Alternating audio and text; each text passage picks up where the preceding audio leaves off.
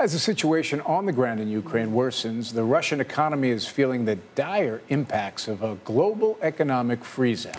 Derek Thompson is a staff writer at The Atlantic, and he joins us now for more on this. Derek, welcome. Great to have you with us. So you write that there are essentially two wars going on here. There is the war on the battlefield in Ukraine and the war on the Russian economy. So how are these two parallel wars playing out?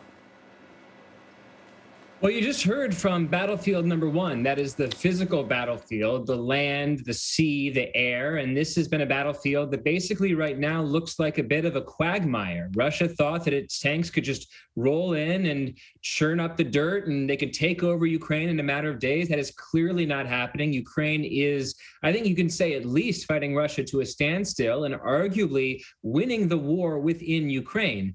The second battlefield is the battlefield of relationships. It's an invisible battlefield, the battlefield of contracts and treaties and understandings between economies and companies and people. And on this battlefield, it's pretty clear that Russia is being absolutely demolished. We are seeing something close to a commercial excommunication of the entire country of Russia. That includes Russian banks being kicked off of SWIFT, which is a messaging platform to help banks execute trades at high volume. The foreign reserves of the Russian central bank have essentially been frozen, which means that around $300 to $600 billion that the Russian central bank thought it could convert into rubles now exists as something that's essentially the equivalent of $0.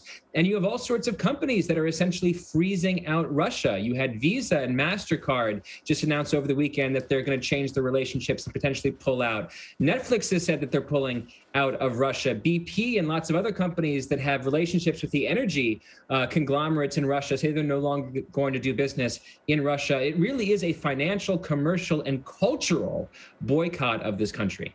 So a financial, commercial, cultural boycott of the country.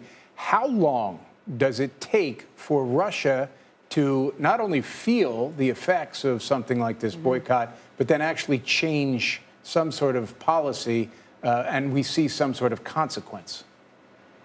Well, those are two questions. And the first question, I think, is easier to answer than the second. When will Russia start to feel the impacts of this? The answer is right now. Literally, as we were talking, the ruble has now collapsed 50% against what it was worth in the middle of February. That means that on a per dollar basis, the Russian economy is now 50% smaller than it was 30 days ago. That is astonishing. That is a Great Depression.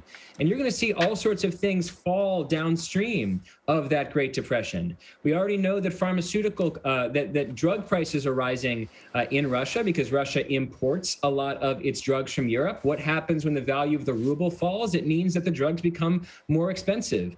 If a Russian wants to buy a new car, that Russian is going to have to buy a car that's been manufactured with semiconductors that Russia now can't buy from Europe or the United States. If Russians want to shop at a place like IKEA, they better get that shopping in the next 48 hours because companies like IKEA no longer want to operate in Moscow and St. Petersburg. So Russians are feeling the effects of this right now. The big question, the second question you asked, very important, is also unfortunately completely unanswerable. We have no idea when Putin is going to change his mind about this war. And we don't really know what the terms offered at the table are going to be if Putin does change his mind and decides to retreat from Ukraine and offer some kind of peace deal, to sue for peace. Because this is essentially an autocracy, it really is up to one man in the world to determine when this war ends. So, Derek, of course, as you know, while outgunned, Ukraine's military has managed to stand its ground in many places. And you have a piece in The Atlantic, along with University of Chicago professor Paul Post, that outlines the 5 ways this conflict can end, at least, from his viewpoint, starting from the retreat of Russians in Ukraine on one end to a full-blown conflict between the U.S. and Russia on the other, with some, stops in between. So based on what we know about how things have unfolded so far, how do you expect that this war will play out in the days and weeks ahead? Right. It's a fantastic question. And just to give people a sense, Paul Post gave me 5 scenarios that range from number 1, Russia's retreat, to number 5, a great power struggle between the U.S. and Russia, which could be absolutely catastrophic for not only Europe, but maybe the entire human race. How is this war going to turn out? Again, I would say the only responsible answer I can give is that I don't know, because the outcome of this war really does depend, or the next stage of this war really does depend on the psychology of one human being out of 7 billion on the planet, and that man's name is Vladimir Putin. Yeah. But in terms of what's happening on the ground, we can pretty clearly see that Ukraine has put up a much better fight than a lot of military experts predicted. That's because of several things. I think, number one, I think Russia terribly misplanned for this war. They believe their own disinformation. Number two, Ukrainians have showed extraordinary bravery on the battlefield. And number three, for the last 8 years, the U.S. has transferred several $1 billion worth of military equipment to Ukraine. So the country that Putin thought he was invading, the 2014 Ukraine that he thought he could quickly roll over, no longer exists. This is a new Ukraine with new equipment, and that might encourage, hopefully, Putin to sue for peace and maybe just try to annex Crimea and some of the eastern provinces while leaving a pro-democratic regime in Kyiv, rather than looking for something like scenario number two in my conversation with Paul Post,